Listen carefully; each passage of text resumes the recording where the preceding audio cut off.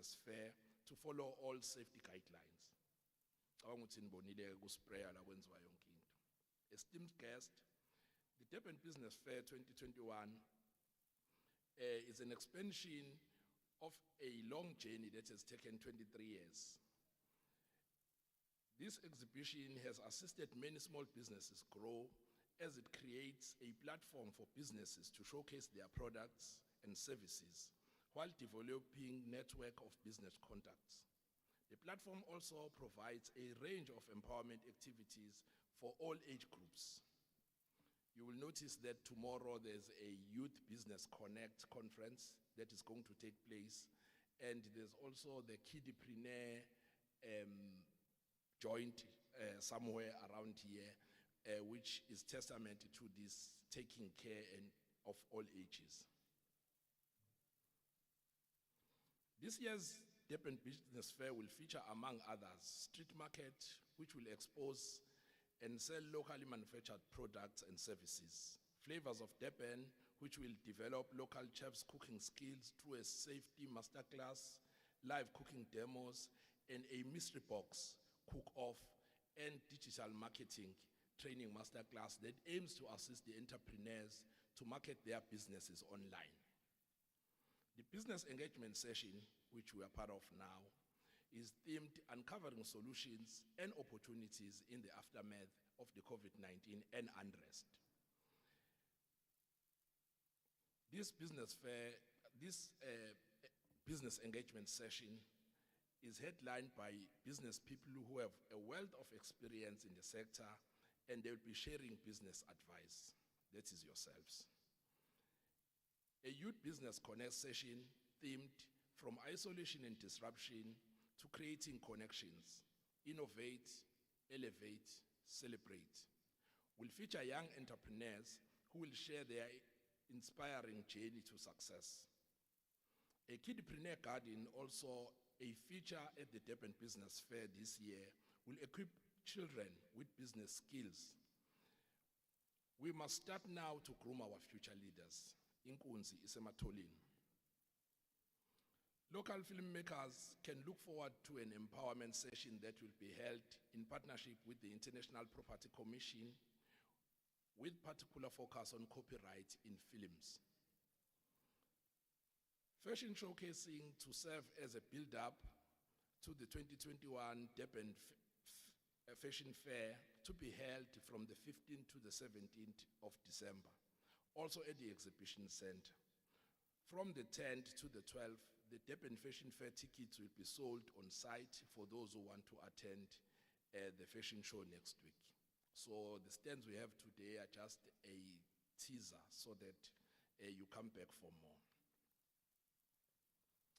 Throughout the Durban Business Fair and the Durban Fashion Fair, the city is doubling its effort to encourage buying local produce goods. Purchasing locally produced goods promotes local economic growth and employment creation. Ladies and gentlemen, small businesses are the backbone of our economy. Therefore, as eThekwini Municipality, we remain steadfast in capacitating the sector for an improved economic inclusivity. The Durban Business Fair is one of the city's continuous efforts to accelerate economic empowerment and transformation in the business sector. As a caring city that works with all stakeholders, we understand sectoral developmental needs and the role played by business sector in fostering economic growth. We also understand that it is vital to provide adequate support to businesses to ensure that they compete in the mainstream economy. During the tabling of the 2021 budget policy statement by our Mayor, Councillor Kaunda, we made it clear that the mayoral 10-point plan will drive radical economic transformation by providing the necessary support to small businesses, particularly cooperatives and social entrepreneurs. We had a very interesting discussion with some of the panelists before we came here around some of the negative aspects that have been associated with radical economic transformation. And I hope through the discussions here, we can uncover solutions and opportunities going forward. Ladies and gentlemen, in welcoming you and officially opening the Durban Business Fair 2021, I would like to take this opportunity to congratulate all those businesses that received an opportunity to showcase their products and services on this impactful platform. As eThekwini Municipality, we are working with businesses to revive the economy and to rejuvenate our city. With those few words, thank you very much. You are welcome, and the fair is officially opened. Thank you, Program Director.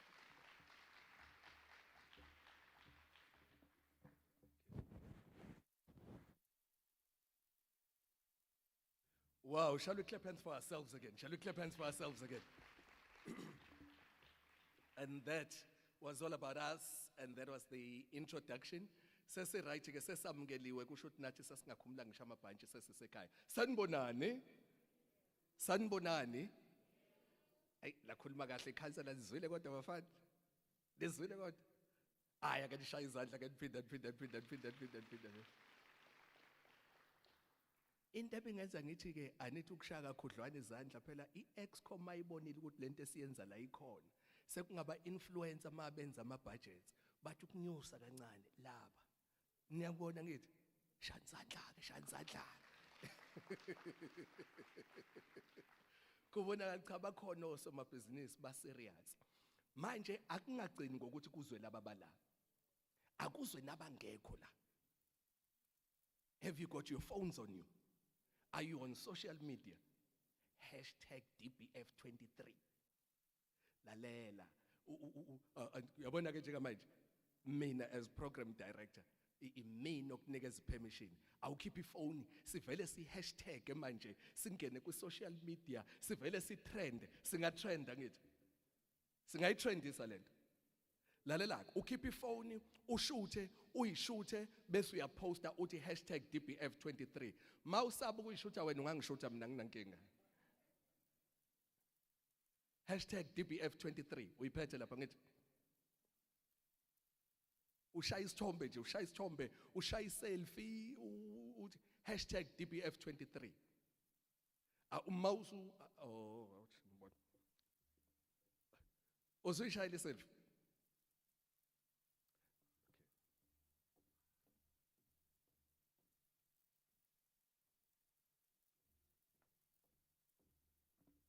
Mausu ishayile iselfie. Ushaya iselfie. Noma ushuthe mina. Ikuphi okwenzile? Ushaya iselfie. Wayiposta what get to natural. Yazi lento ngiphethe ngesandla njalo get to natural. Wathi #DBF23. You've got it. All right. I got something from Get to Natural. It's beautiful, beautiful stuff. We're going to give away that. We've got some books to give away as well. Don't you go anywhere. Ulalelisise because we're going to ask questions, and then based on those questions, we're going to give you some stuff if you answer. Right? I'm going to put this back, and then I'm going to ask my panelists to come on stage. And when my panelists get here, I'm going to introduce them quickly. And then I'm going to ask all my panelists to address us. Each one of them is going to tell us who they are, tell us a little bit about themselves, and then basically bangene with theme, which I'm going to introduce. But for now, can I just ask that my panelists make their way to the floor, please? All our panelists will come through at the same time. So our panelists will all come through at again shy izandla.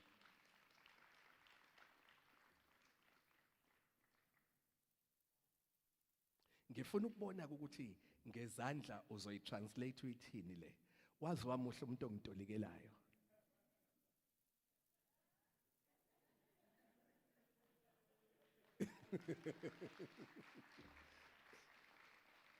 Sizoyifunda sign language, yabona? Yeah, one step at a time. It's part of our inclusivity. We've got to be an inclusive people. We've got to be in a position that we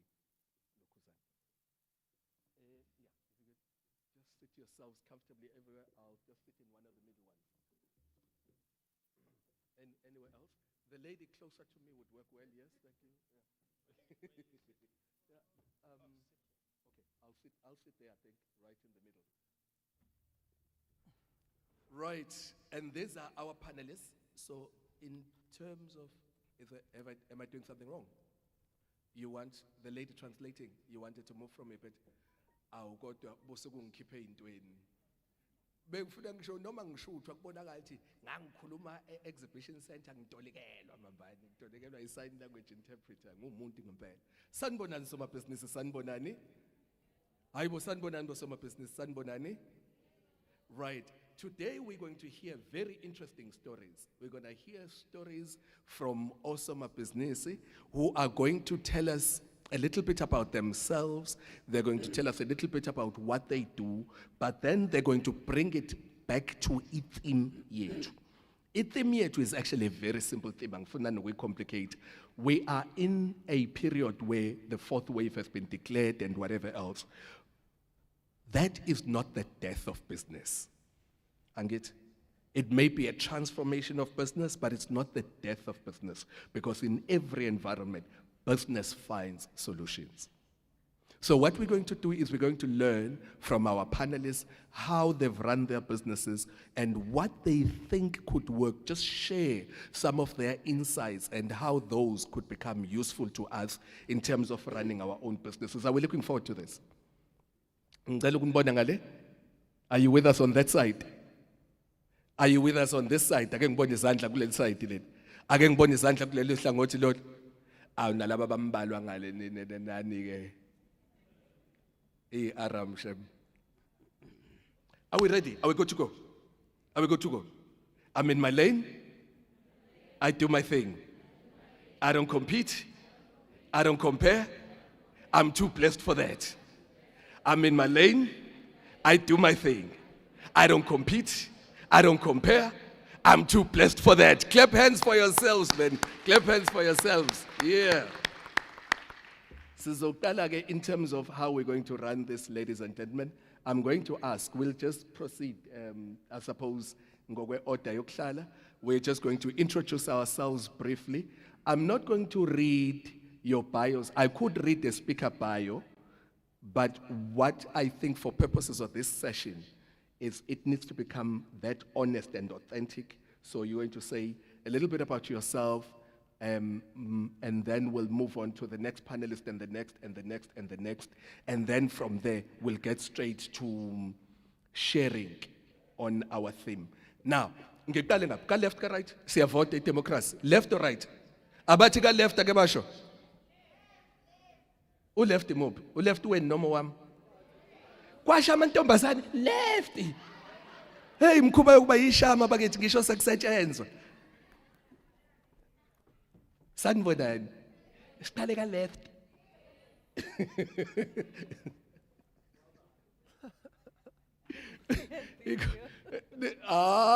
Nizokuthiwa kunama giveaways. We're not giving away Batu shoes. No, sorry. You've got to go to the shop and buy those. All right? Add value to the business. All right, so we'll introduce right at the beginning. Our very first panelist is Umnumzane, a man who needs no introduction. I'm sure you all know him by now. He's all over social media. He's doing amazing things, and he's going to tell us about some of the things that he has done. Ladies and gentlemen, shall we clap big hands for Mr. Theo Baloyi? Shall we give that big?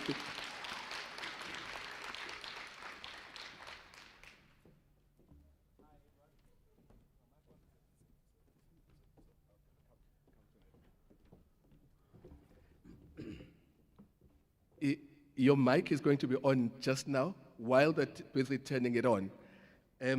Author, and I'm going to be giving away, so let's see.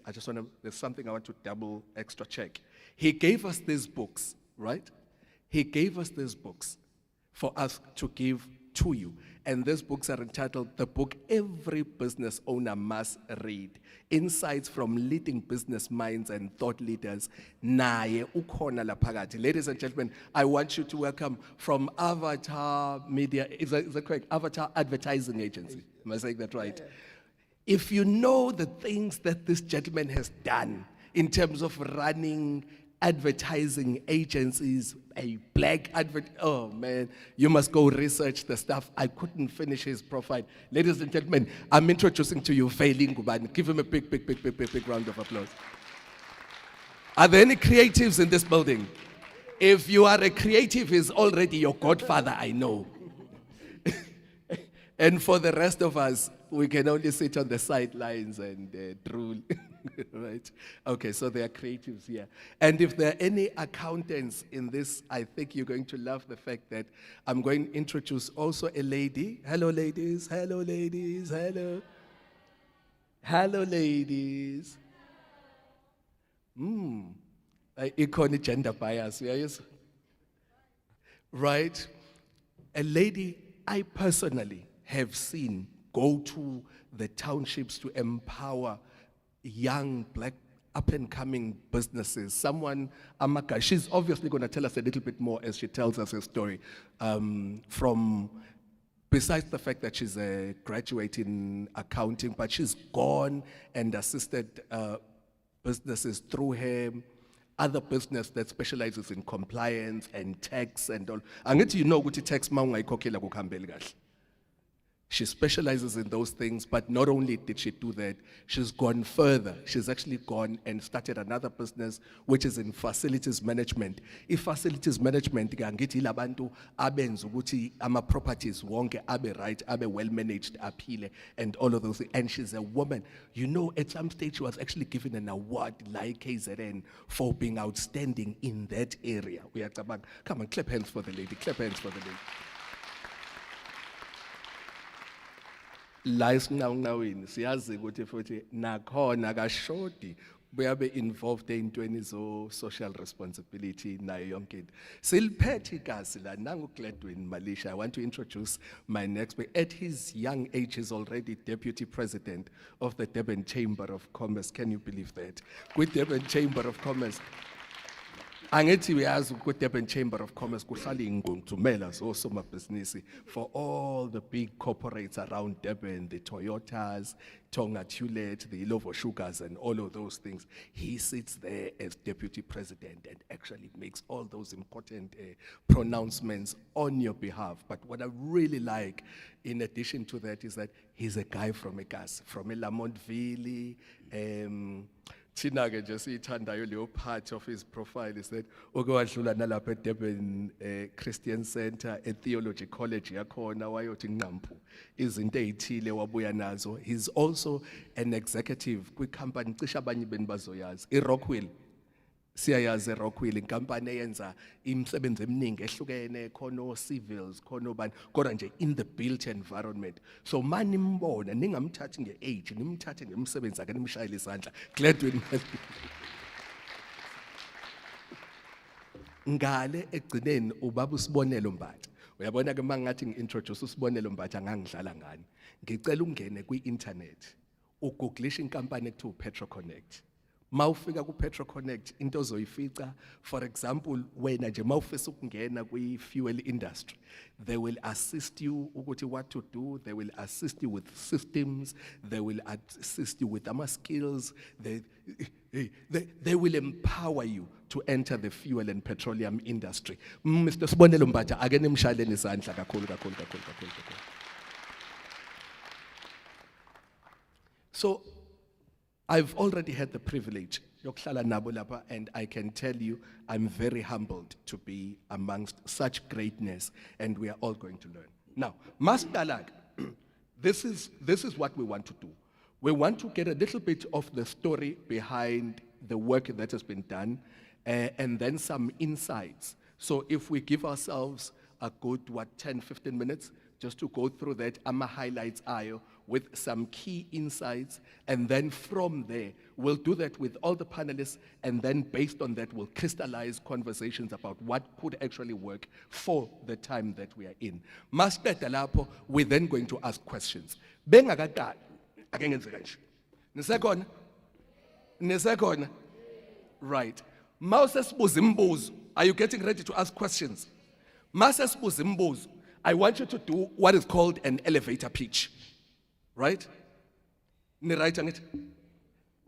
Oh, i-elevator pitch ilento ethi mawungena liftini nomuntu, by the time they get off the lift, you must have introduced yourself, you must have said who you are, you must have said what you do, so that they can remember you. Nisakhona? Into eyenza osomabhizinisi bahlupheke Ilento ukuthi ngikunikeza iphone number la. Usuya ngifonela, unzimande mfowethu. Hey, ngaze ngajabula mfowethu ukukuthola. Hey mfowethu kade ngangikufuna. Hey mfowethu ngiyabonga man. Uyangikhumbula kodwa Durban Exhibition Center. Sasinawe mfowethu. Hey wakhuluma kahle. Uyayibona leyo nto? So nala ke, when it comes to question time, I want you to stand up and I want you to do a couple of things. First, zisho ukuthi ubani, wenzani, ubuzani, noma ufunani. Can we do that? Okay. So just as a demonstration, ubani ongizwile ukuthi ngithini? Ubani ongizwile? Ongizwile nje. Oh yeah, ongizwile sesi. Nansi microphone now hamba uyosho khona. Kuzo judge indlu yonke ukuthi usho kahle. Tombazana, also that's an entrepreneur. Is that microphone on? I want that microphone to be on, please.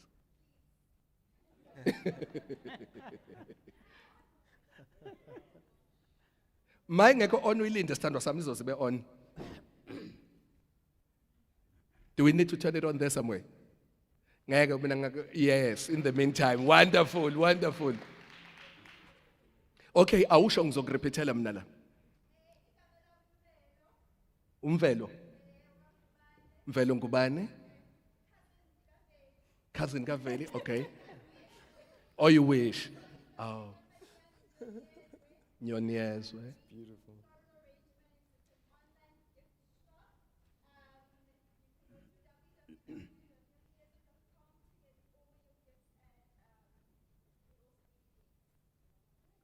And what makes you special? Your business. I mean, what makes your business special?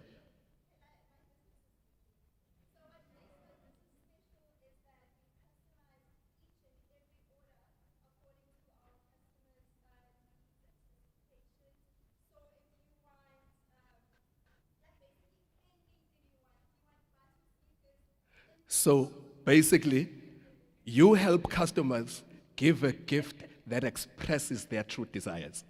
Is that what you do? Niggas. Has she earned it? Has she earned it? I can check it like my panelist. Should we give it to her? Auntie, my panelist. You think she's done right? Yeah. She's Umbomvu. what? Umbomvu. What's her name? What's her name? Wenzani kanga? Wenzani kanga? Uyiveze bayibone bonke. There a girl. Yes. And this that we are giving you. Out in Kombis. Ngenzela ukuthi kubonakala ukuthi angikhiphanga lutho kukona. Yabona? Into zaka get to natural. Yajabula? Ama shampoo, buke shampoo. I-hair butter, i-moisture, riser, i-tonde edge oil for hair care and all of that. Izinto zakho.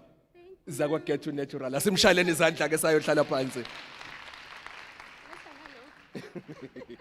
All right. So just a reminder, we are making the point that when it comes to question time, you will do the same thing. You stand up, uzesho ukuthi ubani, usho ukuthi wenzani, bese ubuza umbuzo wakho ube concise, to the point, and umbuzo wakho uqondane netopic esinayo la, bese siyahamba. Right. With that, we can then really start. I think the general consensus was that we should start on the left. Came mainly from the ladies, but yeah, I think Veli angisho lutho. Kodwa ungaqala Theo. And what I really want to encourage us is to just have a very warm, hearty conversation with those kinds of things. Ngicela usiqhubekele.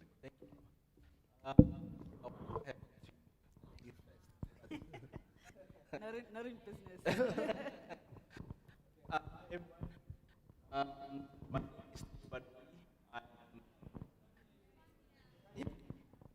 Ayathetha amakhosazana lapha athi awayizwa lensizwa.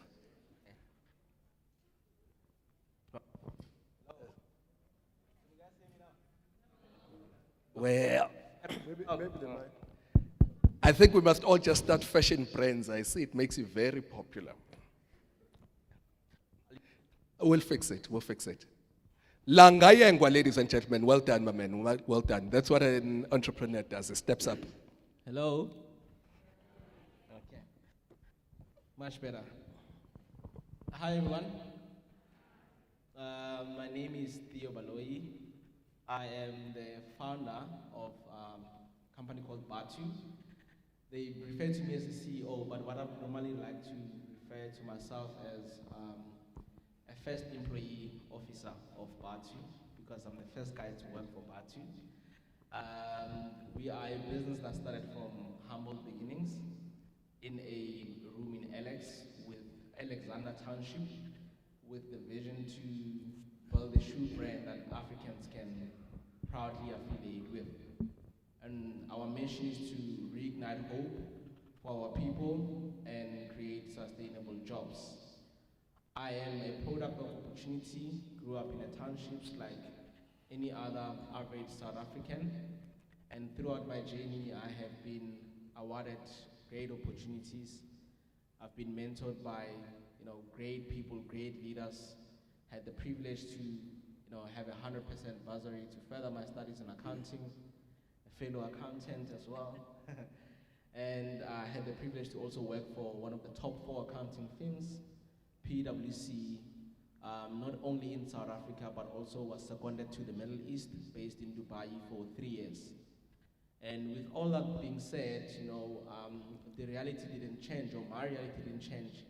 The fact that I come from humble beginnings, I come from Alexander Township, a township that is sort of very impoverished, and a lot happens in the township. So oftentimes when I came back home, either from the UAE, visiting my family, visiting friends in a township in Alex, I would see that, the socio-economic issues in Alex and what the communities faced with, it hasn't really been addressed accordingly, and there's no much impact and change in the community that I come from. And you see that there's a higher rate of unemployment, predominantly around the youth. And coming from Alex, we always have conversations either in the corner, whether we're chilling kokasi. And oftentimes when I had conversations with our people, I realized that, they're unemployed not because they are lazy or anything, but when you listen to the real stories in the townships and listen to their stories, you realize that a lot of them haven't gotten the opportunities that some of us have gotten. It's not everyone who had a 100% bursary. It's not everyone who graduated in record time and had an opportunity to go and work for not only any other company, but a great top 4 accounting firm in the world, and not only in South Africa, but overseas. And I was sort of exposed, like I said, to a certain level of greatness, in corporate, with the people that mentored me, the partners that I worked with in the firm. So I took it upon myself to not be the guy who goes back at home in the township and judge our people and say, you are lazy or anything. But rather what I would do is that I would start a business that is inclusive, a business that a lot of people can resonate with. And while at it, reignite hope and create sustainable jobs. And that's where Batu started from and how it started. I was very passionate about sneakers, and I was very passionate about business and hustling, and really I think the entrepreneur bug bit me when I used to sell perfumes door to door in Alex when I was studying for my undergrad, become accounting sciences. So obviously when I went to corporate, I was focused with so many other projects and traveling and so forth, so that business died out. So I thought about going back home and starting the same way that I started with the perfumes, because I used to buy a lot of sneakers in the Middle East. I had to a point that end of 2015, I had such a valuable collection of sneakers. And there's a saying that says, if you're buying too much of something, why not own it? So I've got a problem that I'm faced with in terms of my community in Alex. People are unemployed, people have lost jobs, people have given up, and I've got a passion. I like sneakers. And I did about 18 months of research and development, and one of the findings from my research was that we've got about 7 continents in the world. And each and every continent has sort of a fair presentation of a footwear brand. You look at South America, they've got Ipanema and Havanians. The States, USA, you've got Nike, started by Phil Knight, Under Armour, Kevin Plank, Converse, Chuck Taylor, and many other European footwear brands, Puma and Adidas, and a lot of Italian footwear brands. But when it came down to Africa, I couldn't find one sneaker brand that can be benchmarked with those footwear brands that I've just mentioned. Benchmarked in terms of product development, market share, we can even take it further to CSI. Then I've got a problem, I want to do something for my community, and I've got a passion for sneakers. That's where the vision to build a shoe brand that Africans can proudly affiliate with comes from. I took all my savings. I worked for PricewaterhouseCoopers for 5 years.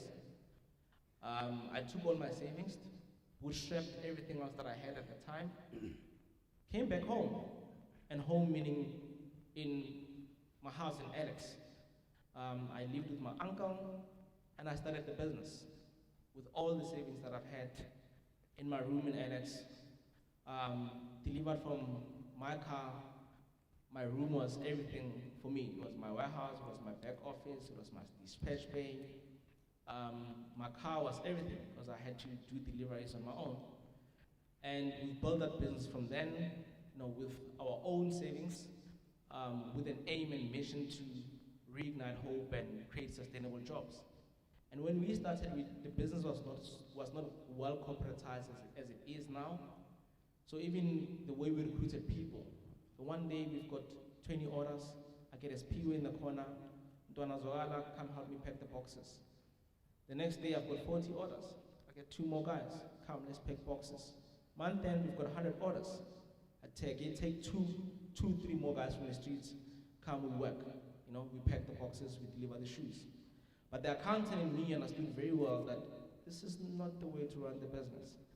We need to corporatize it, we need to put policies and systems in place and allow this brand to scale. I can talk the whole day about Batu, but 5 years later, we've got about 30 brick and mortar stores in the country. We employ about 300 people. We employ about 300 people in our business, and people that have literally moved from one business unit to the next and have grown so much, and we've created so much impact in the communities that we trade in. Just this year alone, we were on the top 100 most admired African brands. A brand study conducted by Brand Africa, over 3,500 brand mentions, different unique brand mentions. A study conducted around 28 African countries that constitutes of 80% of African consumers, and Batu ranked number 10 on that list. Wow. Wow. And I'm saying this not because of anything else, but just to attest to the vision to build a shoe brand that Africans can proudly affiliate with, a brand that resonates with a lot of people. As we all know, coming from the townships, Ibatu, the formal Zulu word is Katulo, but in a slang is Ibatu. We refer to any type of a shoe as Ibatu. And that's the story that we want to tell to the rest of the world. And going to the mission to reignite hope and create sustainable jobs, we were just last week, we were awarded the Employer of Choice, at the HR Awards. Wow. This year alone, we were awarded. Wow. Thank you. Wow. We also awarded, Job Creation Company of the Year. Wow. And again, I don't mention this just to brag or anything else, but just to attest to our mission and how authentic we are in our approach to say we want to reignite hope and create sustainable jobs. All of that could have been possible without the support of our people and building a business that is inclusive of our stakeholders, of our consumers, and each and every person who has advocated for our brand, who has went out and bought our shoes. People who like the brand and like the shoes, but they can't afford. But every day they advocate for what we stand for through social media, conversations, and sharing our posts, and just making sure that our brand grows, and all the people that look into our businesses and our product and make sure that people know about it and they advocate for it. And not to forget corporate South Africa, who've also sort of helped us with the collaborations that we've done with big brands like AB and Bev, Huawei, and many other brands that we've collaborated with. And this goes to show that we as Africans, we can start where we are, we can tell our own story, our own authentic stories, and together we can build businesses that are sustainable. Thank you. Yeah, shall we give it? Right. Now, just a few points that I want to crystallize. The first one, and I realize you're being very humble about it. You got 100% scholarship, you say, 100% bursary. Those don't get given to people unless they've passed really well. Yes. So you did your fair share of studying diligently and you passed school. Yep. And you passed school well. Yes. And you went and got a university degree. Yes. And you studied diligently at school so that you were then taken up by one of the top global firms in accounting because you had good results. You had good results in school, you had good results in university. Because you can't just say, no, Theo did it, therefore I can did it. If Theo can did it, why can't I did it? No, it don't work like that. All right? Yes. Right. And then also we are saying there is global exposure there. So you are starting small. You are starting local in the back room, but your mind is already informed by a global perspective. Aibo sanbonan. So we are thinking local, right? We are operating local, but we're thinking global. 100%. Sinjalo ngithi? So masithi buy local, we're not saying buy local uphelele local. Buy local, think global. Ngicela simshayeleni isandla bafowethu. And then, based on what you're saying, it sounds like you've not just built a product. A lot of what you were speaking about was about more than just a product. Yeah. You spoke very much about a brand. And when you were speaking about a brand, you were talking more about what it represents, what it stands for, Yeah. and what ignites your passion. Would you say that has been the driving force behind your business? The one point that you want to make, the one thing that you stand for? Yeah, and thank you for that, because our brand promise talks about walking your journey. We want to walk the journey with our consumers, a journey of greatness, a journey of impacting change, and a journey of being of service to your communities. Because think about it, you don't put on a shoe unless you're about to embark on a journey or unless you're about to go somewhere. And we are a country that has been liberated by walking. Right there. There's a clap of hands right there. We are a country that has been liberated by walking through the marches and where we come from as a country and we as a people. We need a brand that is going to advocate what we as Africans go about chasing our dreams, being liberated and impacting change through walking. Don't judge a man unless you've walked a mile in his shoes. Yeah. Yeah? Yeah? I like this story of, I can think of the long walk to freedom. Yeah. I can think of so many stories associated with walking. But my favorite one is the one that I say, you know how I walk? I walk in my lane. I do my thing. Come on. I don't compete. I don't compare. I'm too blessed for that.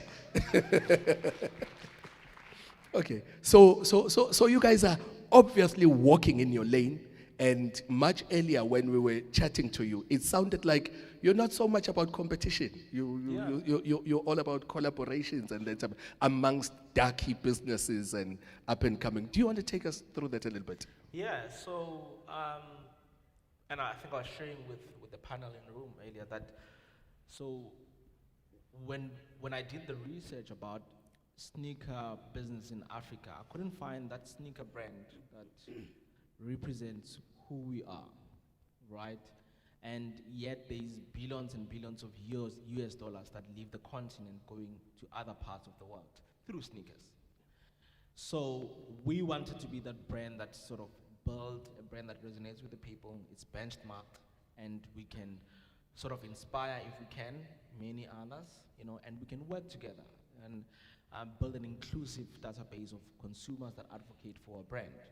And over the last 5 years, we've seen a lot of support, and we've received a lot of support from people, and we've seen, other emerging brands. And it's part of our vision when we see other emerging brands, because when we started and we researched, we couldn't find, a lot of sneaker brands from Africa. But now, 5 years later, you find your Batu, you find your Drip, you find which is part of, our vision as a business, to say this is what we wanted to see.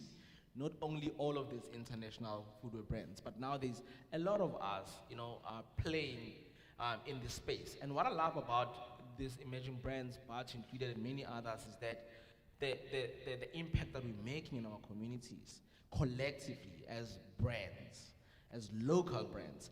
And we cannot make that impact without the support of the people and the collective support that we get as local brands from our people. So it's not about I'm the only black, I'm the first black. Right? And so it's more about, it's not just about going out there to do business so that you can be the best thing since sliced bread, but it's about changing the game. But changing the game and working together and collaborating, wherever we can possibly. I don't compete, I don't compare. I'm too blessed for that. Thank you, sir. Shall we give him a big round of applause for this? When you work from an abundance mentality, when you know you're blessed, you don't have to compete. You don't have to compare yourself with others. You can benchmark, but you don't have to compare. And together we can build more. Sanbonan, are you inspired already? You're going to be even more inspired by the next creative. Yeah, from one creative to the next. Now, there's the Magna Carta of creatives here, right? Ladies and gentlemen, Uveli, shall we give him a big round of applause? Shall we give him a big round of applause for all the creatives in the house, the Godfather, all right? Disclaimer, I admire creatives, so whatever you do, please, on us mere mortals, have mercy. So I've got a problem that I must declare. I think in a past life, I must have been a priest, right? Because whenever I see that thing, I just want to go there and speak from there. So please indulge me in that, because it's just a thing. I don't know what happens. I see it and I just want to use it. So maybe I was a priest in the last place. So first and foremost, a round of applause for you guys just being here today. All right. Because what you'll know is that business takes action. There's some people that are at home dreaming about doing something, but they haven't taken the initiative. Ukuvuka, bageze, babangene. That's what you did, and this is the first step to your success as well, the action of doing business. All right. So my name is Velingubane. I am a boy, a man, from a place called Kwamhlabuyalingana eManguze. I don't know if anyone knows that place. Ngiyazi ukuthi niyasaba. Hey, laba bantu. Who here knows where Kwamhlabuyalingana is?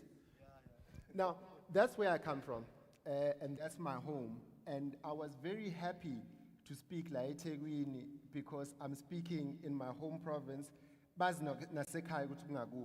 sometimes you speak at conferences and you say, Kwamhlabuyalingana is a faraway place. And what that really proves is that anyone from anywhere, without enough effort, without hard work, and with God by your side, you can make it. You must Google this place, Kwamhlabuyalingana. If the border was like 20 k's this way, I'd be Mozambican. It's at the border. So we are in the most remote place, and because of the type of development that was so what happened in apartheid times, there was border zones. So there was buffer buffers where there was no development, that was action there, because that was almost like a war zone. And we fall squarely into the buffer zone, and we've got Tembe Elephant Park. So they put an elephant park to buffer any like Frelimo or whatever insurgents. So by virtue where I come from, underdevelopment was actually legislated. There will be no development here because if we go to war with Mozambique, we have to have an open field. Now that's where I come from. Proving that whatever you do, and if you want to do it really, you can do it. So I'm from Kwamhlabia Lingani. I own a company called Avatar. Now, Avatar is not a company, it's a dream. You know, it's a dream that my business partner and I, Busiso, had to start a black-owned agency group in South Africa. Now, for creatives, this is a very, I'm happy that you can say you are creatives. I had to go the long way. My parents said, "Was not you know, so have you ever seen a creative?" And that's why I like sharing my story. I love sharing on social media so we can have a reference of a creative that is slightly successful. So we can have reference like how Uma would say, "Uyambona Dr. Kwabe, uyambona advocates banbani." There must be stories of creatives that are actually doing something. I'm loving that Latuma. I was actually speaking, he was in Ghana, and he was saying creativity has actually started. You using Makosa as a creative tool, I'm actually being creative. So I went to UCT. I studied law because my parents said I talk too much, but I always knew I wanted to be a creative. So we started this company now 10 years ago. It has now grown to be the largest black-owned agency group in this country. Now,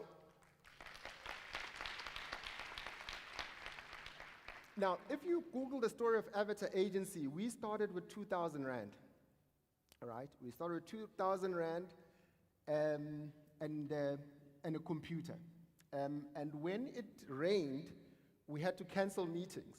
And when Uzi took taxis to meetings, they had to drop him off a few blocks down so that, you know, you don't be seen like you're coming from a taxi. So we started there. 10 years later, we're the largest black-owned agency group, fourth largest independent group. We grew that 2,000 Rand. We now, well, pre-COVID, turnover of 200 million Rand. We've worked with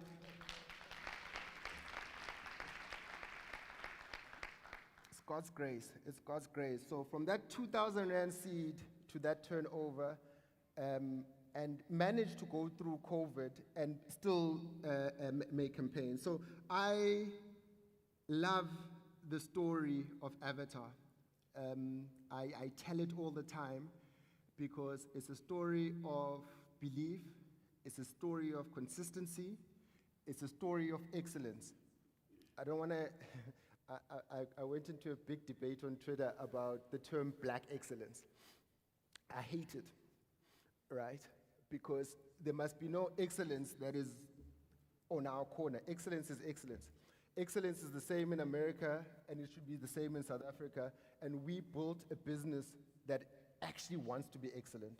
Now, fast forward now, we've got 3 offices in Joburg, Cape Town, and Durban, and we're working on some major brands, and we're really, really pushing the boundaries and really transforming the industry that we are in. Some of the brands that we work on are KFC. I see we launched a Steve Kompela advert that was very loved on social media. We do Ad Hope, we do SARS, South African Revenue Services, we do Telkom, we do South African Tourism, we do Caltex, we do BP. Now, all of these brands have believed in our excellence.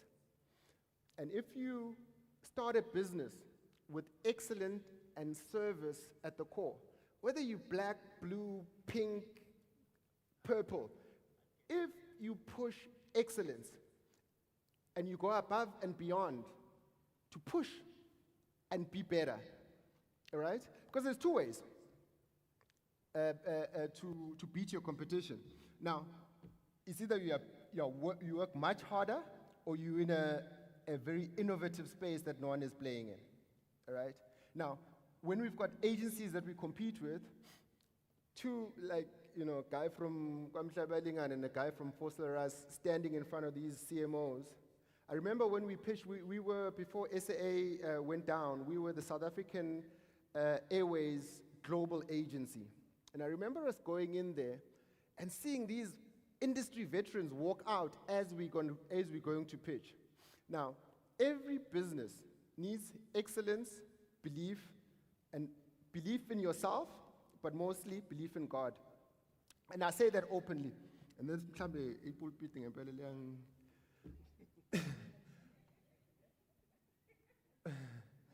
we've based our company on belief in something. When you don't believe in something and you are the highest power of what you are, I haven't seen anyone successful. Whatever you believe in, if you believe there's someone above you, because what you are going into is probably the hardest thing. Like, I discourage my own family from going into entrepreneurship. It is not nice. It is difficult.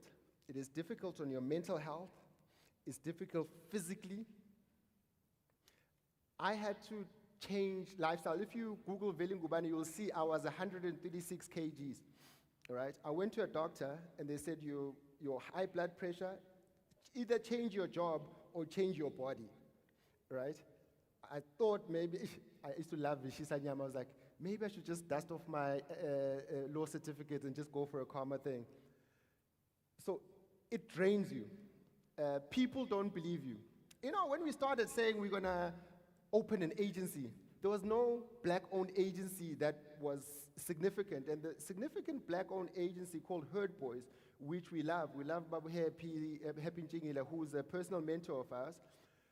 Generations is based on Babu Happy Njingila's Herd Boys. So it took me a long time to understand that Generations is an agency, but that's besides the point. They were the first black-owned agency, and they sold. And the reason why we haven't sold, our wives are angry at us, our family is angry at us, because we're such a disruptor in the market, everyone is wanting to buy us. But because we want to have an agency group for Africans, by Africans, I could be like mhlambe in a, I don't know, game farm. I don't know what you do when you're really rich, but maybe doing something, yachts, I don't know what they do. But we refuse to sell because we are building a group of agencies under the Eminent brands. We own 8 agencies. I was in Kenya recently. We want to expand into the rest of the continent. And something very significant happened as I conclude this part of the talk. For the first time, an agency won a global account in Shanghai. So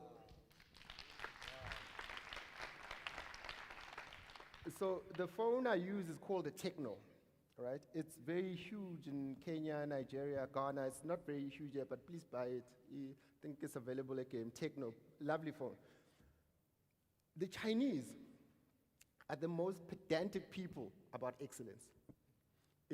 They want their stuff to be excellent, all right? And they don't see, they want just excellence. They're not saying, oh, you're a South African agency.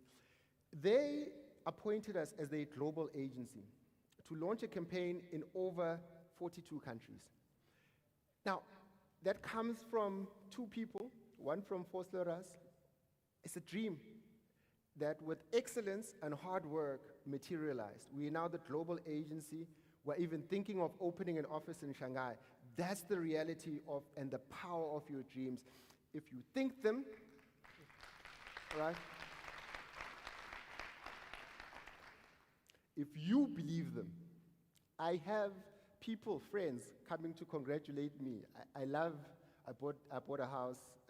I'm very vain sort of sometimes. So I invite all the people sometimes. I know it's a bit, vindictive. I invite all the people. I have a bride, all right?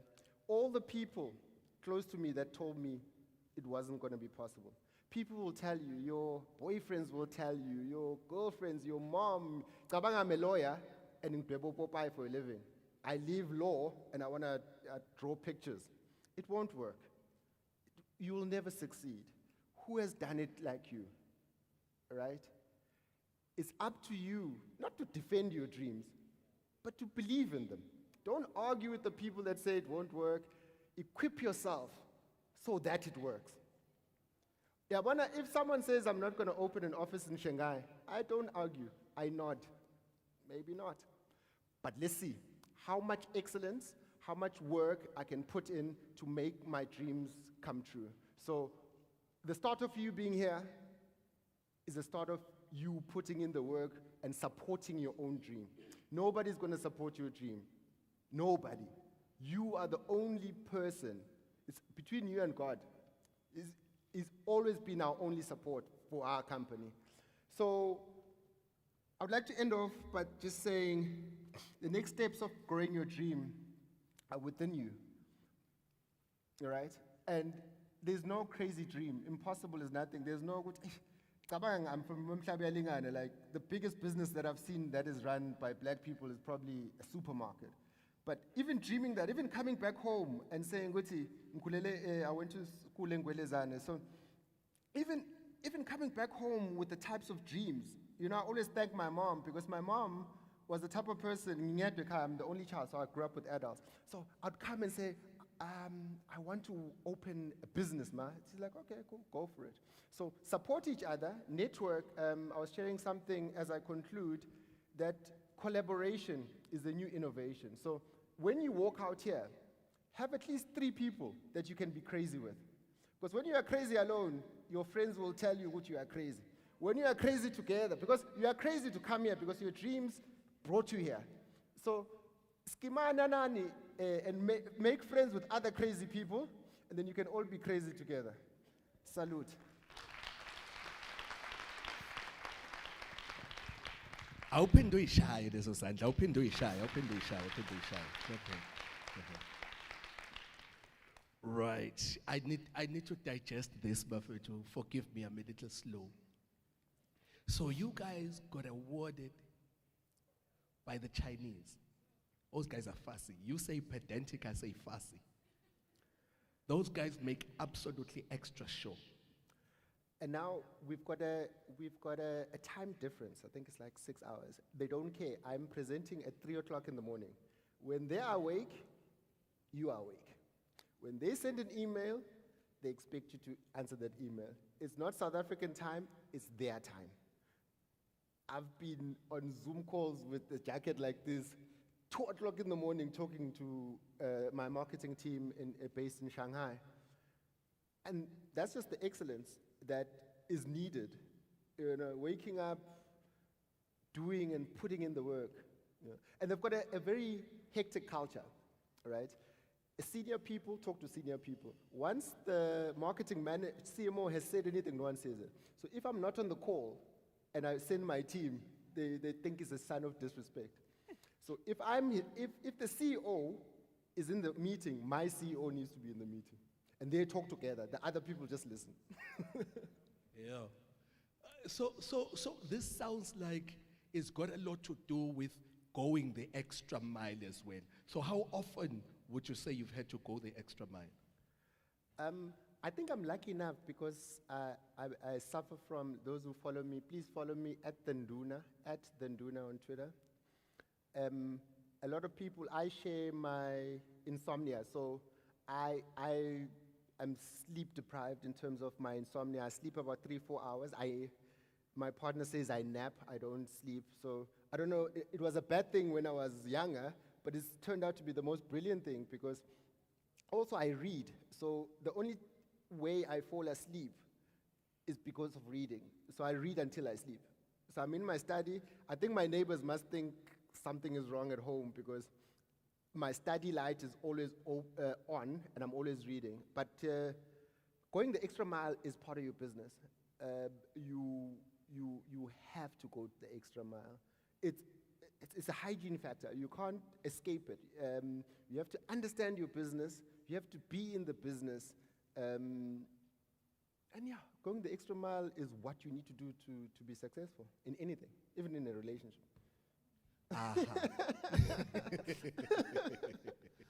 And then you said something about your study lights always being on. Is that the new house? Yeah. Yeah. Is that the new house? Yeah, that's the new house. All right. And, Okay, and, great. and No. also, you know, like another thing that took me a long time, right, to understand is to treat yourself. You are the biggest assets. You're the biggest asset of your company. Now, pay yourself. Yeah. Buy that car. If you like a Porsche, buy it. Make sure that your family, you know, whenever, so I argue, you know, like with my wife, oh, we don't have time. You don't have time for us. I've got a 1-year-old. Oh, Aliko, every time he's sleeping. So I'm like, okay, so do we move out here? I can do that. We can move out. I can work less. But for his legacy, when he's 21, will he know that maybe I was in Africa traveling, building a business? As much as you need a work-life balance, the people around you must understand the sacrifices. So if you have to buy a spa treatment for your lady or, I don't know, a soccer ticket for your man while you work or flowers, do that. It's a sacrifice for everybody. The whole family is an entrepreneur. It's not only you. Everyone around you suffers because you're an entrepreneur. So treat yourself like entrepreneurs that don't, you know, go to spas. You need that. Pay yourself. Drive the car you want if it's responsible. Buy the house when it's responsible. Have a good accountant. They'll tell you when it's time. Yes, have a good accountant. Now that's very important. So being an entrepreneur is a family commitment. It's not just about the individual. The whole family is committed. It's everything. So we run a very owner-managed base. I tweeted this morning that maybe I'm going to make more money if I started a college training creatives, because the disrespect that I have from other agencies just coming and nitpicking, it's like Ngati, they come and loot my creatives when they are ready. I'll develop someone for 3 years and then they come and take them, right? So what needs to happen is that everyone around you need to understand who you are. It's like if you understand that your father is a policeman, there's certain things that policemen do. If your father is a pilot, there's certain things that he'll miss because he's flying maybe to somewhere else.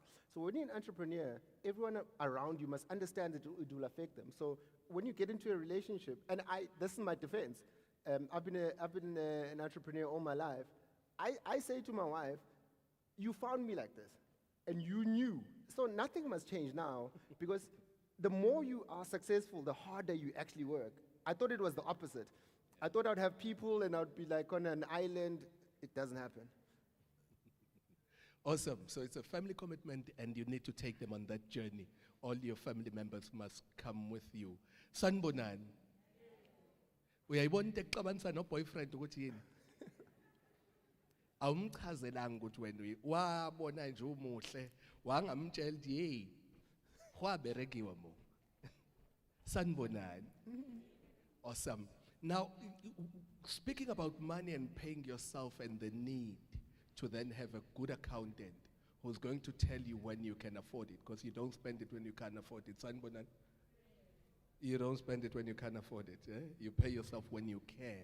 But to the lady who knows all about that and who's going to tell us a little bit more about those important things around the numbers and how important it is as a business to know your numbers. Let me introduce Uthandeka. Let me allow her to take us on her journey a little bit and share with us some of her insights that we're going to crystallize out of and then move on. Shall we clap hands for Thandeka, please? Thank you, Paul. Give her a Can clap. everyone hear me? Yeah. Okay. What pressure. But I'd like to ice break with everyone. Can everyone stand? The lady has spoken. I think today is about purpose. It's about believing in ourselves. So I'd like everyone to say, I'm creating the life of my dreams. I'm creating the life of my dreams. I believe in myself and my ability to succeed. I believe in myself and my ability to succeed. Lastly, I am resilient I'm resilient and can get through anything. and can get through anything. Thank you. Good morning, ladies and gentlemen. Uveli has put me under pressure, so I could not have sat down, but this feels good. I think today is about resilience and where we come from as the world, as the country, and where we're heading to. And what makes a resilient person? Resilient people get things done. As a resilient person, you can't keep asking yourself, why me? And the answer that you should have, or the following question that you should have is, why not me? So we need to believe in ourselves enough, as Veli and Theo have said. If you have that purpose within you and the passion to make your business be what it is, to compete globally. I mean, both gentlemen have spoken a lot about competing globally. So when you start a business, who do you compare yourself to? You need to compare and benchmark to someone that has a crazy idea, as Veli says. Because if you don't, then you stay in the same, balance. Paul, I was not here to speak about numbers, but I will. Ladies and gentlemen, my name is Thandeka Mngomezulu. I'm the CEO, founder of Total Surf Facilities Management, which is a KZN-based company, and we've now stretched our arms to Johannesburg and the Western Cape. The company was founded by myself in 2013. I am KZN born from Guamashu. Anyone from Guamashu? No, in. So the company was founded by myself in 2013. I'm an accountant by profession, as Mr. Nzimande has said. I've been in different sectors of corporate, and in 2009, while I was in corporate, I started my accounting and statutory firm, which mostly I double tapped because I was working and then moonlighting as an accountant.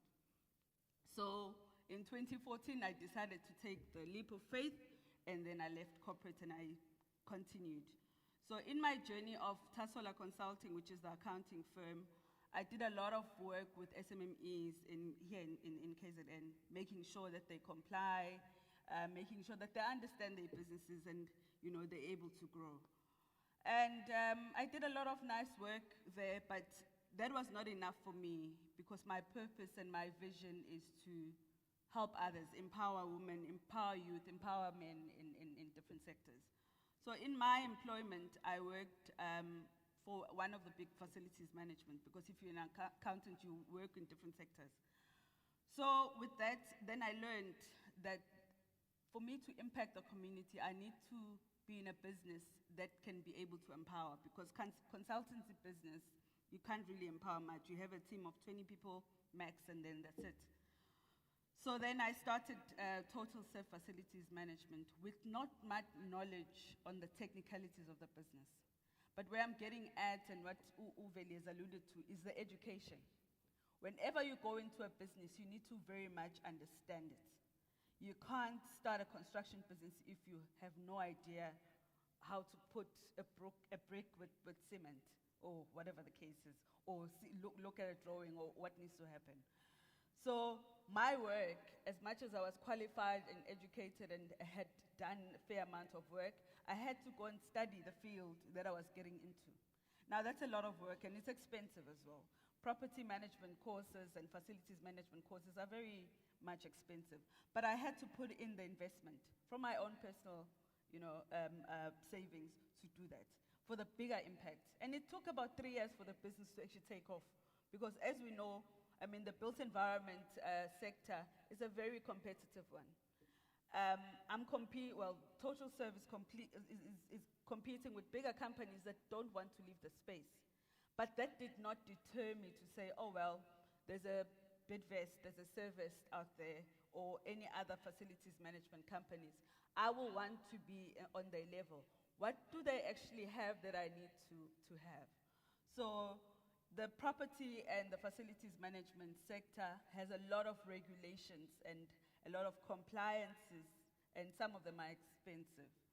So I had to then put in the work in making sure that I apply in supply development courses. The chamber offers a whole lot of those. I looked, I Googled, I didn't wait for anyone to come to me to say there's an ED program with Transnet, there's an ED program with the Durban Chamber. I went and knocked at the Durban Chamber's doors, and I went into their website to find out, what do you do for an SME of my size? Now, I was already established, but I was new in this new business that I was starting. So I had to start from scratch and be in a room with people that just started business today. But because I said I wanted to learn, I then did that. So, I mean, I was just like so hungry for ED programs, because ED programs comes with a lot of easy to tap stuff. And through actually the Durban Chamber and Transnet, there was a waste management program, which then assisted us to be ISO 9000 compliant, to be ISO 14000 compliant. But it took, thank you. But it took me asking the right questions, offering help, learning. I'm a student every day. Tomorrow I can go and start. I love starting businesses. I love, starting from scratch all the time. And this is why we are here. I mean, COVID, as much as it was tragic, but I see it as an opportunity to start afresh. For all of us to remodel, to look at what we do, how can we do it better? How do we re-engineer? Can I change my business to a technology business? Can I, if I was selling flowers, how do I then do an e-commerce? What other, areas can you tap into in your business? So I'm very thankful to the Chamber for that, because I can now say we are ISO compliant, which is a huge thing in our industry. And so be able to tap into those programs, they're very helpful. I mean, I was fortunate to be part of an Investec Global exposure, where about 20 of us in the built environment sector were taken to Germany, in Berlin, to learn about what companies in Germany do. And this was a world-class experience for me. But why did I qualify for that? I had been working hard in making sure that I ticked the boxes. I didn't just say, oh, well, this is me, this is my application. So we went to Germany and we saw what companies do and the technologies that they use. I mean, it's probably going to take our country 5 years or 10 years to implement some of those things, but it takes each and every one of you here in this room to be able to understand what is happening globally and what can you implement on a small scale to a much bigger scale. So that was fantastic. And then thereon, I was then invited by an organization called Vital Voices, and I was chosen as one of the women South Africans to represent. Well, it was so there were 49 countries involved, and I was representing South Africa in Amsterdam, which was again another great exposure. But you need to be ready. You need to educate yourself. Theo didn't just get where he is. He made sure that he understood, he did proof of concept for 18 months. And some of these things don't cost much. The information is there, but you need to be able to ask people about it, Google it, go to your business center around you, and make sure that you know exactly what your business entails. So Total Serve started in 2013. As I said, it took us 3 years to be able to now compete with the big companies and say, I also have this, I actually want an opportunity. So it's been a very lonely journey. Entrepreneurship, as Veli has said, is a very lonely journey. But you must be very strong to strive and say, how do I change this? And be agile to be able to change business models as you go. But whatever sector that you're going to, you must be able to expand and diversify in different ways. So facilities management is very broad. And what happened during COVID, as much as we were an essential service, but it needed us to remodel what we do to serve. So if we weren't selling sanitizers, we were going to sell sanitizers because it's something that's in our, in our stream. So what I mean is we've had to tap into different things within, your model. So understanding your business model is critically important. How do you create different streams within your, your value chain. So our value chain is in the built environment and property sector. How do I actually tap into other lower hanging fruits within my sector? So I love creating such things, and I want to open everyone's, minds to, if this doesn't work, what's my plan B, what's my plan C? Because tough economy happened. It needed tough people and tough companies. What needed to have happened there? And this can happen again. But again, this has opened our eyes. I mean, we were told about 4IR for years, and we didn't know that we were going to be needed to implement it now. And that's what we had to do. Overnight, we had to know how Zoom works and Teams work and buying from the internet. How does it work? So I think we have been taught a very harsh, it's a harsh approach, but I think there's opportunity going forward for us to reassess what we do and how we do it. So I stand here very proud again. Everyone's been saying their words now. I feel like I have to say something. So on the 4th of November, I was chosen as the Standard Bank top businesswoman entrepreneur of the year. And again, I talk about taking myself seriously. I like being in my corner. I don't like social media. This is probably one of the few conferences or engagements that I do because I'm not a celebrity. I want to be in my corner to do my work. But that then called me to actually take myself seriously and actually understand my own story. Because if you don't speak much to people, you actually don't know what to say. And you have a bio, but I mean, you never follow it. Whenever they say, "Ubani uthandeka mngomezulu," you're like, So with this award came, radio interviews, engagements, and all of those things. And I'm like, actually, I must start taking myself seriously. There's a business that is running, that is successful in its own manner. I have actually never looked internally to me. Who am I? What do I do? So as a business owner as well, as Uveli has said, take yourself seriously, honor yourself, thank yourself, however that you want to value yourself, incentivize yourself. But you need to know that you are the driver of the ship at the end of the day. And what I've seen with most SMMEs and business people is once someone succeeds a particular way, they drop the ball. Oh no, I'm going to the Maldives for 4 weeks, and then the business doesn't. Be active in your business. So you're always going to be active until a point where you are quite affirmed that your team can do things. But as Uveli says, dynamics come where you're working with people with a different culture. They require you there. Whether you're on your nightie and you wake up and you just, you have to be present. So you have to be very purposeful, present, and always engaging, and also know your story. Who are you? And these days, we've been forced to keep things simple because people don't have time to read a 6-page profile. We're busy, we're online, we're busy.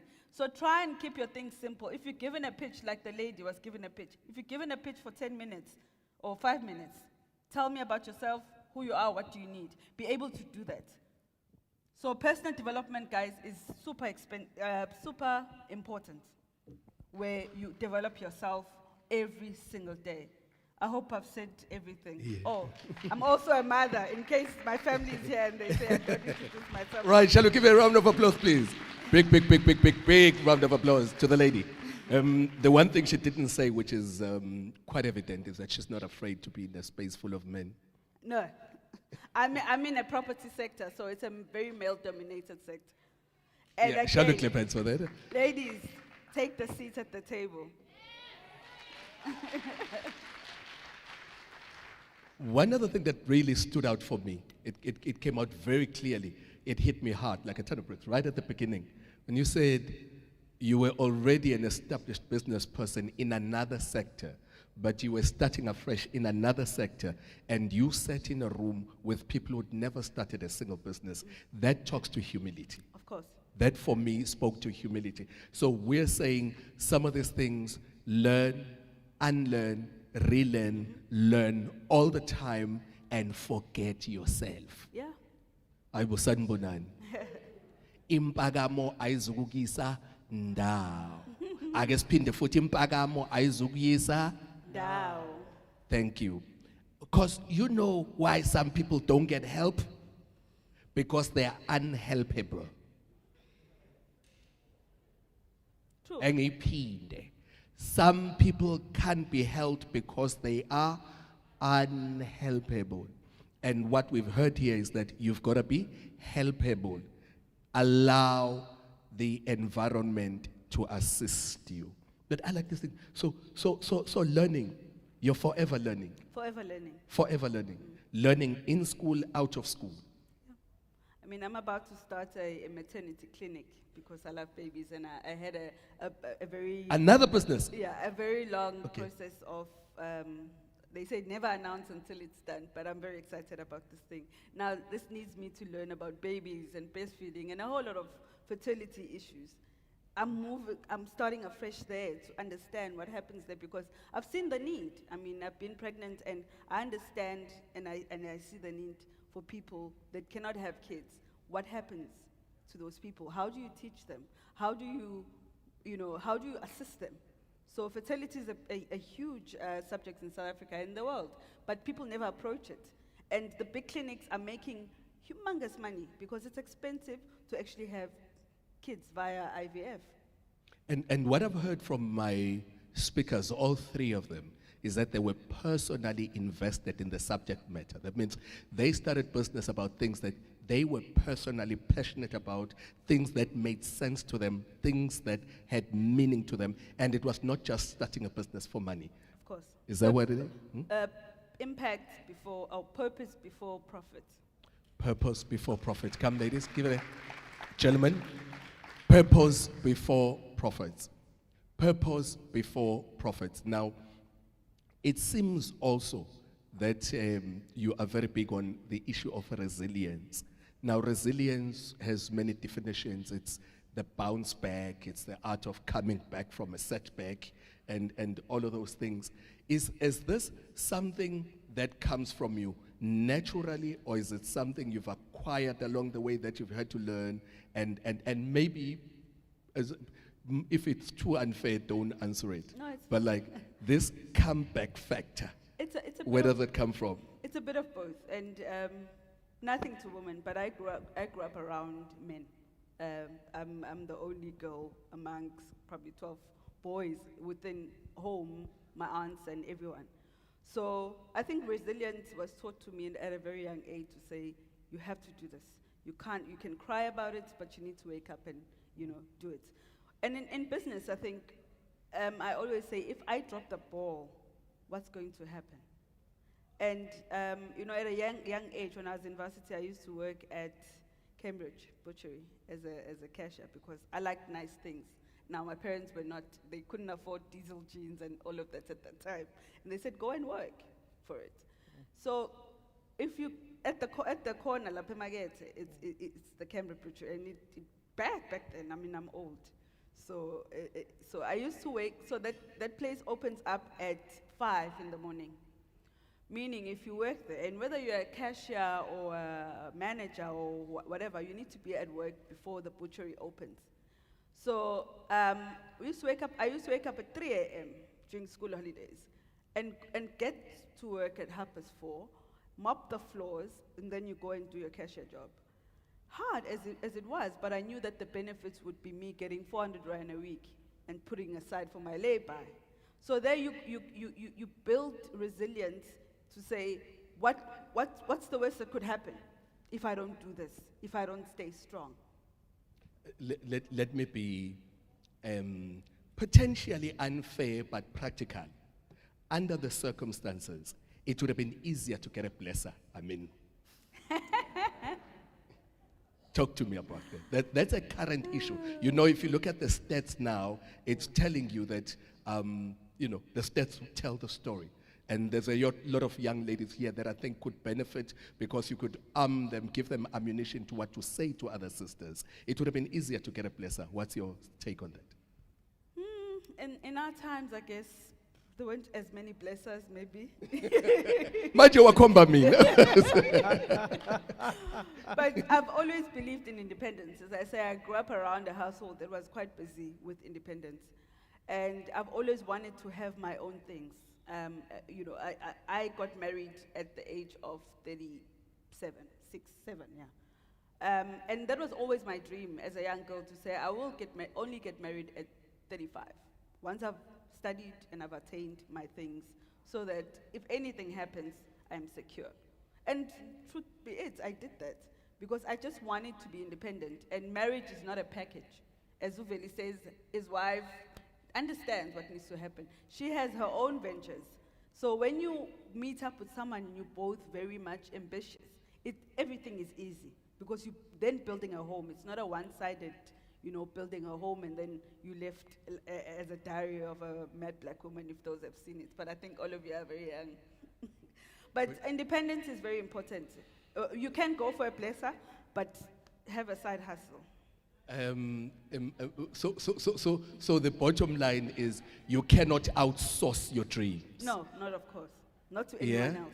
Yeah, you cannot outsource your dreams, whether male or female. No. The building of your dreams is something that cannot be outsourced. It's a personal task. Speaking of building, we will go on to the next speaker who knows all about building. Being there as it is, that he's in the built environment, he builds things, he has built things and built organizations. Gladwin Malusha, shall we give him a warm round of applause, please, as he takes us through some aspects of his journey. Thank you. I think I'll remain seated because if I stand, I will not finish. Thank you very much. My name is Gladwin Malisha. I was born in Machisin, but grew up in Lamontville. That's where I spent most of my life. As a young person, I've been an activist, a youth activist for politics and development. I participated while I was still at school in many organizations, nationally and internationally. That's where the drive to get into business came from, because I remember we attended a conference and I was representing young people from KZN. And we had to sit at the corner as Africa and look at solutions in terms of poverty alleviation. So as we were coming up with solutions, then we need to say, where are we going to get the resources to fund those projects? And every country that was there, we were looking at, we go to the EU, we go to the US, we go to Japan to get those funds. As a young person, I got very upset that none of us could point to any African country that could contribute to poverty alleviation. So the next session we presented, the same crowd from those countries were then saying, if we give you this money, we are expecting 1 and 2 results, which means that if we give you this money, you need to act this way. I got very upset and I said, you know what? It means we need money. We need resources for us as young people to be liberated. So how do we do that? The idea of a business came from there. As I finished my matric, I went and I did law. I was a dropout. At home, they said, you're on your own. You can't be a dropout, you need to finish. I then started a number of businesses. Many of them, survived for like a year, others for a few months. I started a magazine in my life. I've started quite a number of businesses, and they failed. But I come from a family that says, get up, try again. I grew up in that fashion. I joined the chamber because I was getting to the advertising space. And I was trying, if you remember later when we had Stop Amabasi, and then there were a Stop in Ubalete advertiser. So I said, I want to be part of that. I want to take Umlazi Wonke and advertise. Well, by then it was a boys' club. I tried and I pitched to many agencies. No one was taking me seriously. Yes, there was a space. Yes, there's market. You tick all the boxes, but your color and your friends are not part of the boys' club. It was a huge issue. Hence, I then joined the chamber by 2010 because I said, you know what? If they are preventing me to get into this industry, how many other young people? We need to find a solution. And the solution was not in politics, because we wrote letters to many politicians. It's like they were confused. What are you talking about? You want to advertise?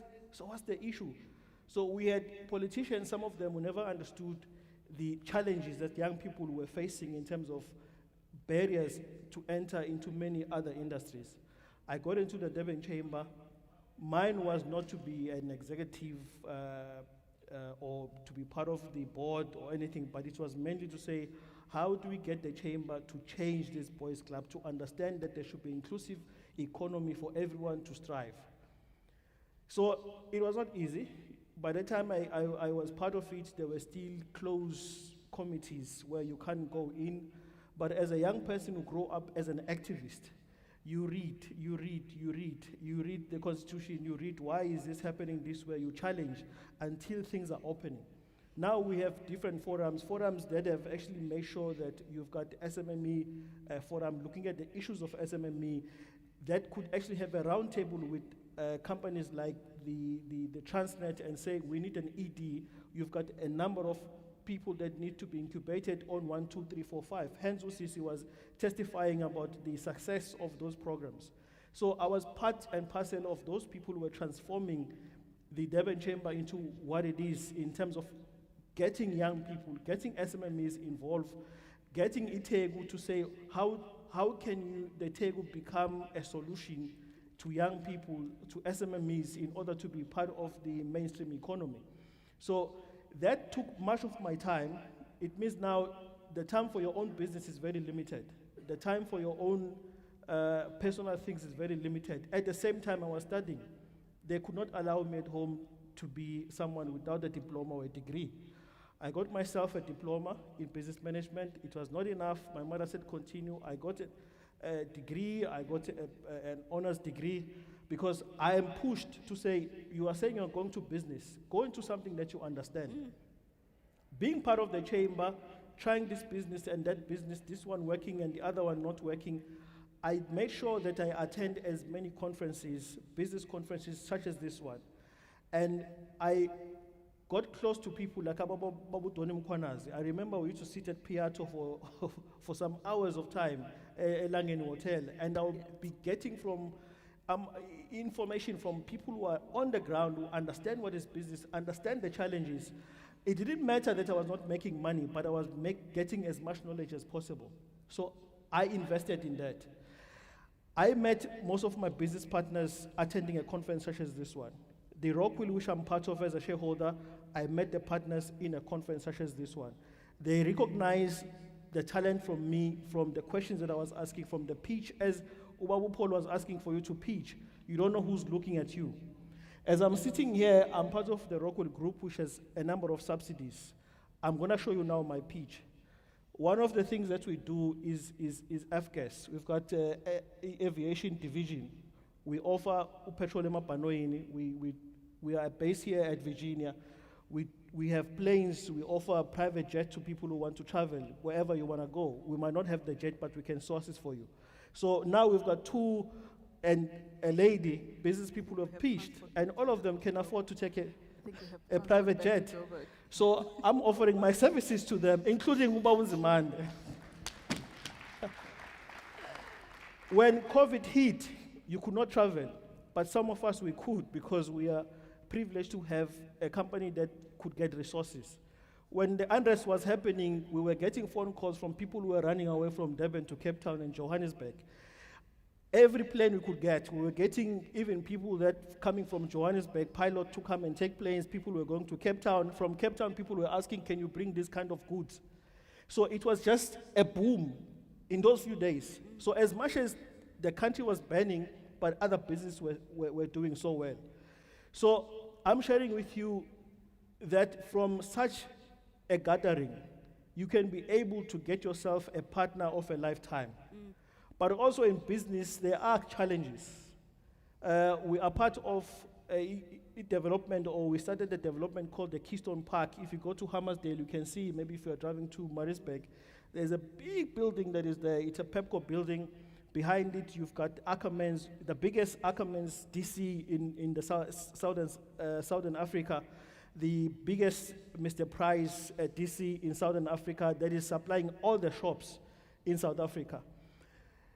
To do something like that, we pitched and we said we want to do something like this to Masipala, but Masipala didn't have money. We had to put proposals and go and get money from the banks Today, if you look at that thing, it's 8 billion rand on the ground. But that money is not coming from government, we owe banks. It is not my money at this point in time. I presented like this and I had a problem to leave. It's not my money, it's the money from the banks that we service the banks. It's not easy.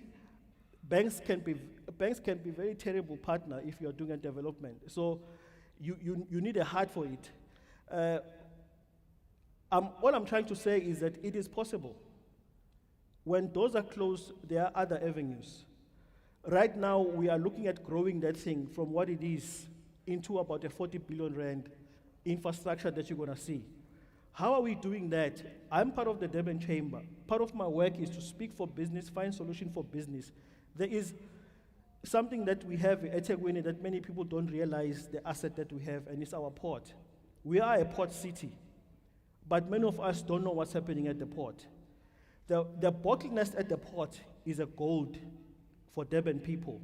That's only if you understand business. So we have looked at it. We have made noise to the presidency.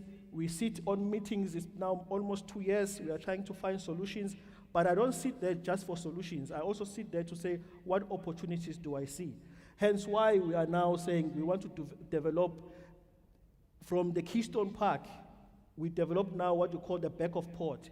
Some of the people that are within the port don't need to be at the port. They need to have their warehouses far from the port. We already have Bidvest that's going to be testing. They're going to be having a truck holding area.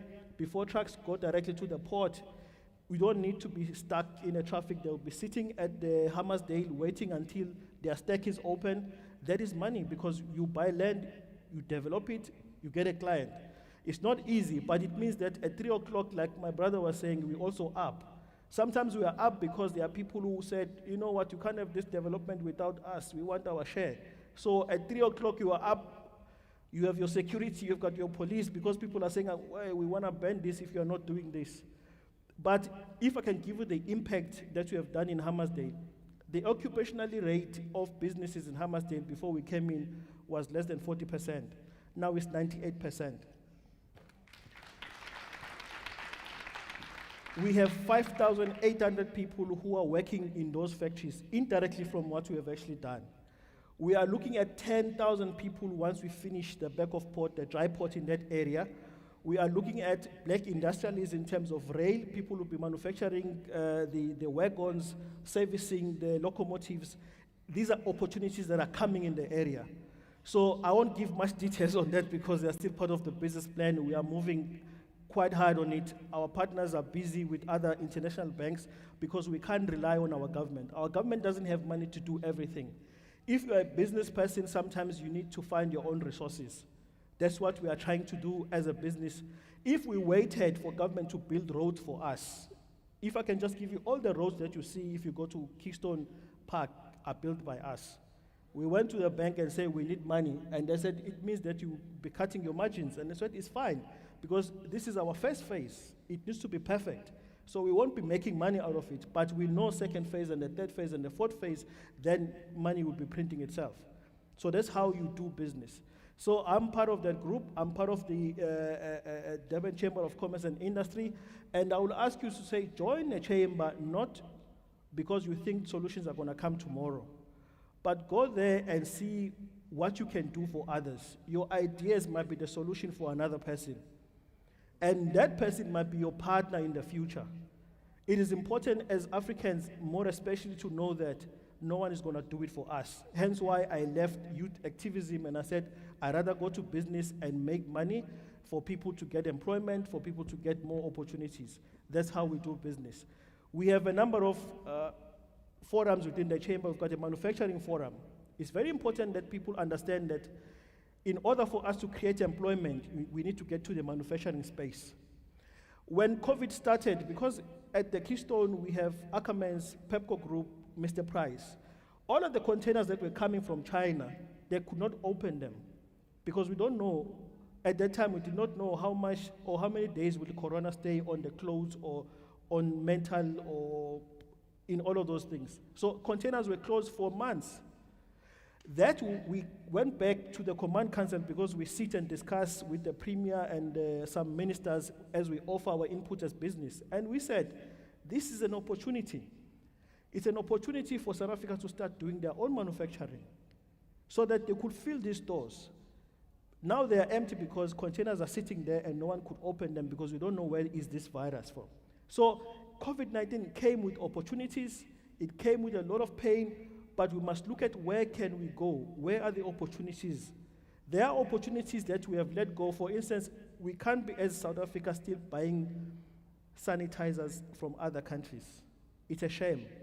We should be in the manufacturing space. We can't be buying the mask, but government is not going to sit here and say, you must manufacture mask. You must, as a business person, see a gap and take a gap.